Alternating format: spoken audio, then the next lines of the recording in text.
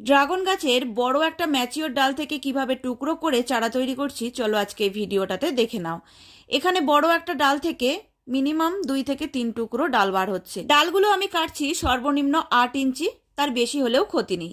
যেগুলোর গোড়ার দিকে গিট আছে সেগুলোকে আলাদা করছি, আর যেগুলোর গোড়ার দিকে গিট নেই মানে মিডিল থেকে যে ডালগুলো বেরিয়েছে সেগুলোকে এইভাবে রেডি করতে হবে।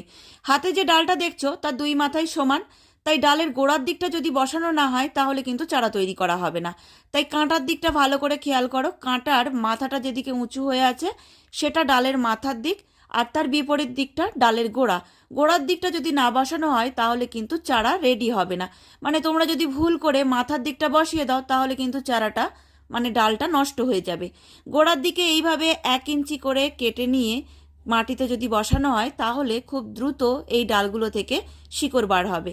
আর যদি ওইভাবে চেপে বসিয়ে দাও তাহলে শিকড় বার হতে অনেকটা সময় লাগবে।